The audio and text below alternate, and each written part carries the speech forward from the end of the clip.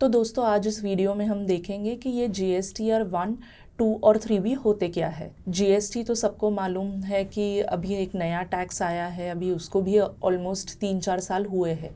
तो उसमें हमें रिटर्न्स फाइल करने पड़ते हैं मंथली या क्वार्टरली। तो उसमें GSTR 1, 2 और 3B ये तीनों रिटर्न्स होते हैं, जिसमें GSTR 1 और 3B हमें फाइल करने हैं। GSTR 2B ऐसा स्टेटमेंट है जो आपको ऑटो पॉपुलेट होके आएगा। तो बढ़ते हैं GSTR 1 की तरफ। GSTR 1 कौन सा स्टेटमेंट होता है? तो वो स्टेटमेंट है जो आपका सेल्स है, अगर मंथली है तो मंथली सेल्स, अगर क्वार्टरली आपका रिटर्न है तो क्वार्टरली सेल्स। अभी मंथली और क्वार्टरली किसको किसको एप्लीकेबल है? आपको करना है मंथली फाइलिंग और क्वार्टरली फाइलिंग। अगर आपका टर्नओवर है 1.5 करोड़ से ऊपर एनुअल टर्नओवर, तो आपको करना है मंथली फाइलिंग। अगर 1.5 करोड़ के नीचे है आपका एनुअल टर्नओवर, तो आपको जा सकते हो आप क्वार्टरली फाइलिंग में। अभी ये GSTR 1 स्टेटमेंट होता क्या है? जो अगर आप समझो मंथली आपका फाइलिंग है, तो मंथली आपकी टोटल सेल्स डिटेल्स जो है वो आपको GSTR 1 में देने हैं। उसमें आपको आपके सप्लायर या कस्टमर के आपको देने हैं GST डिटेल्स। वो डायरेक्टली आप जैसे GST नंबर डालते हो वहाँ पे, तो उनका नाम, अगर GST वैलिड है नंबर तो उनका नाम वहाँ पे ऑटो पॉपुलेट हो जाएगा। उसके बाद आपको करना है GSTR 1 में जो भी सेल्स इनवॉइस डिटेल्स है, टैक्सेबल डिटेल्स है, अगर B2B है तो उसका कॉलम अलग रहेगा, B2C है तो उसका कॉलम अलग रहेगा। अगर आपका एक्सपोर्ट है तो एक्सपोर्ट डिटेल्स आप एक्सपोर्ट के कॉलम में डाल सकते हो।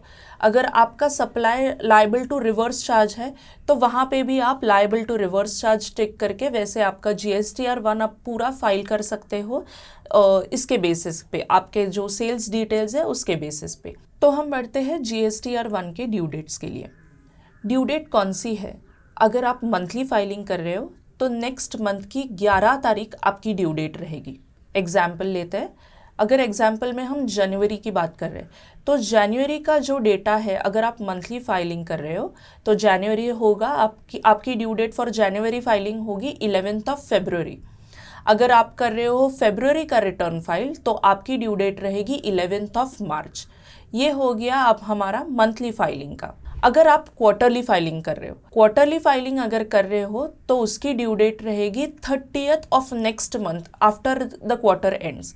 मतलब क्या रहेगा? चलो एग्जाम्पल लेते हैं, जनवरी, फरवरी, मार्च, ये अपना एक क्वार्टर हो गया।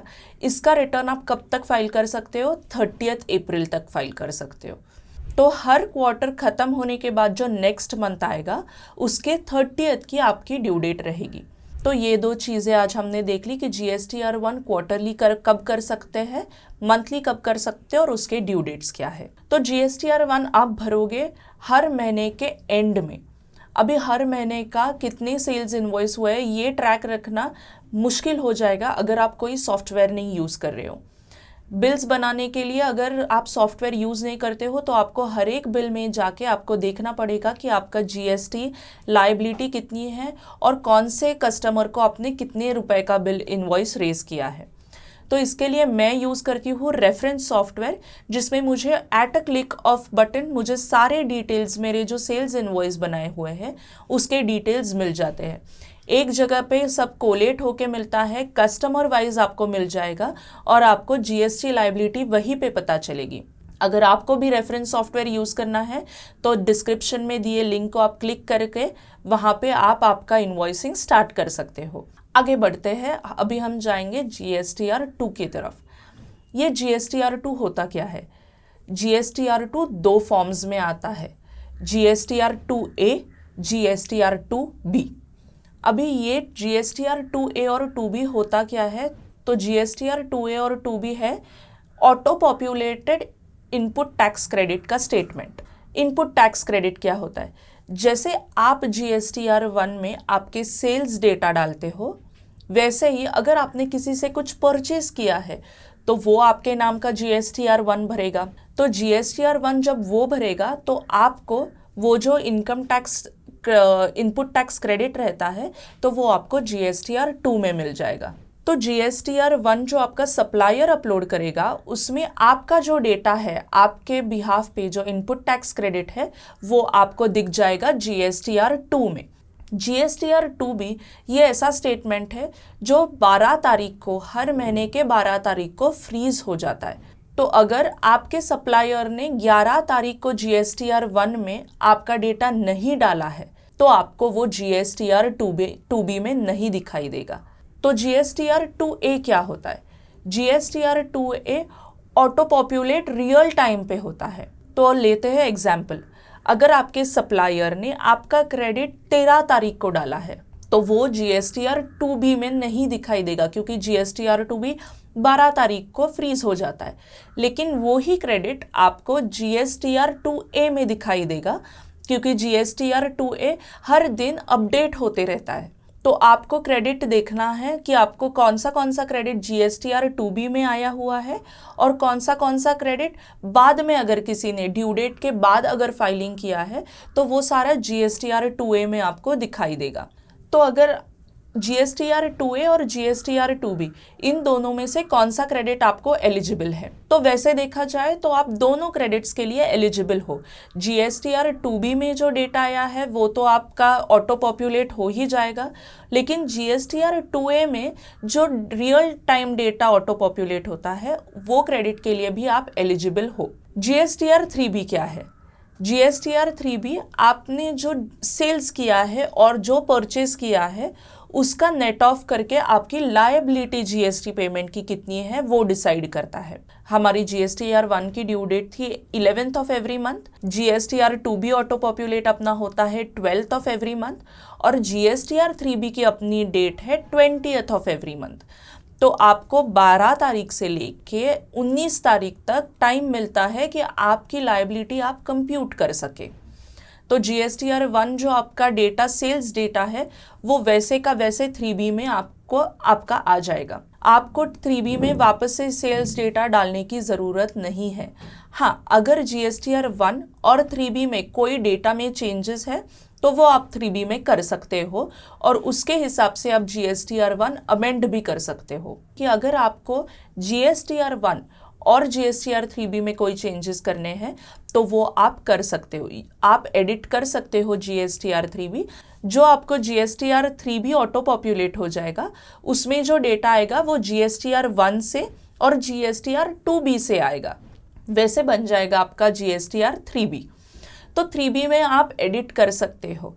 लेकिन अगर आपको इनपुट टैक्स क्रेडिट यानी कि GSTR 2B के अगर कोई अमाउंट्स एडिट करने हैं तो वो 20% के ऊपर या नीचे आप अमेंड नहीं कर सकते। अगर आप 20% के ऊपर या नीचे ऐसा कोई अमेंडमेंट करते हो या चेंजेस आपके अमाउंट्स में करते हो तो वो रेड फ्लैग हो जाएगा। अगर रेड फ्लैग होता है तो वो आपका रिटर्न रेड फ्लैग के स्क्रूटिनी में आ सकता है और आपको नोटिस आ सकती है।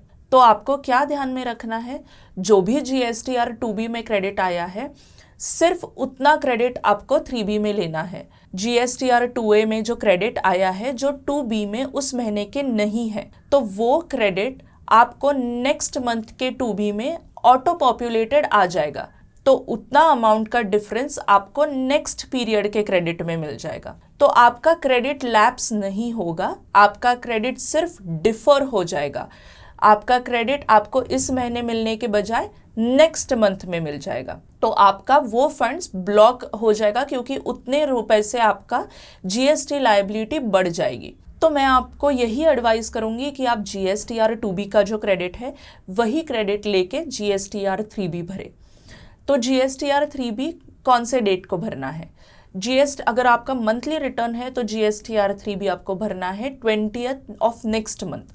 तो मंथली रिटर्न अभी किसको किसको एप्लीकेबल है? अगर आपका टर्नओवर 5 करोड़ से ऊपर है एनुअल टर्नओवर तो आपको भरना है मंथली रिटर्न। मंथली रिटर्न की आपकी ड्यू डेट रहेगी 20 तारीख ऑफ एवरी नेक्स्ट मंथ। अभी आप अगर क्वार्टरली रिटर्न भरना चाहो, अगर आपका 5 करोड़ से नीचे टर्नओवर है, अगर आप GSTR 1 भी क्वार्टरली भर रहे हो तो आप कर सकते हो quarterly return but monthly payment. इसको हम क्या कहते हैं? QRMP scheme.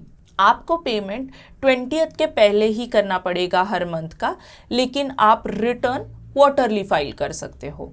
It is mandatory कि आप GST का पेमेंट तो मंथली करोगे भले ही आपका रिटर्न मंथली हो या आपका रिटर्न क्वार्टरली हो, लेकिन जीएसटी का पेमेंट होगा मंथली। तो जीएसटीआर 3B में जो भी आपका जीएसटीआर 1 का सेल्स है, जीएसटीआर 2B का आईटीसी है, वो आप डायरेक्टली ऑटो पॉपुलेट होके आपके स्क्रीन पे आ जाएगा और उसमें आपको पता चलेगा कि आपकी जीएसटी लायबिलिटी कितनी है। आपको वो लायबिलिटी भरनी है और जीएसटीआर फाइल करना है। जीएसटीआर 1 और 3B आप फाइल कर सकते हो दो तरीके से।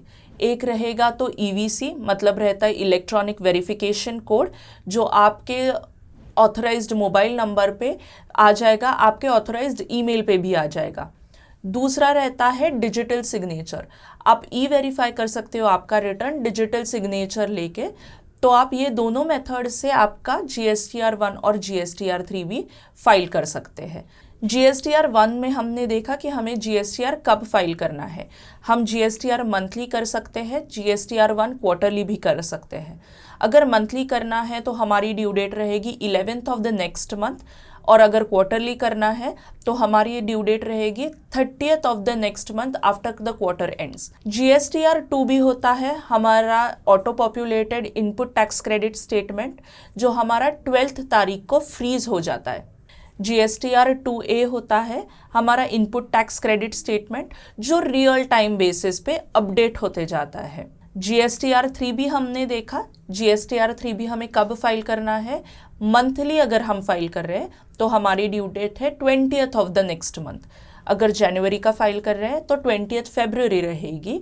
अगर क्वार्टरली फाइल कर रहे हैं तब भी हमें मंथली पेमेंट करना है, तो वो हम कौन सी स्कीम कहेंगे? Quarterly return monthly payment, QRMP scheme. अगर उसमें जा रहा है तो हमें मंथली पेमेंट करना है, लेकिन रिटर्न क्वार्टरली भरना है।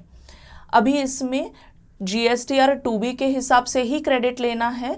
जीएसटीआर 2A में जो बाद में क्रेडिट अगर पंच हुआ रहेगा तो वो आपको डायरेक्टली नेक्स्ट मंथ के 2B में दिखाई देगा। तो हम हर एक महीने का 3B, 2B और जीएसटीआर 1 के हिसाब से करेंगे।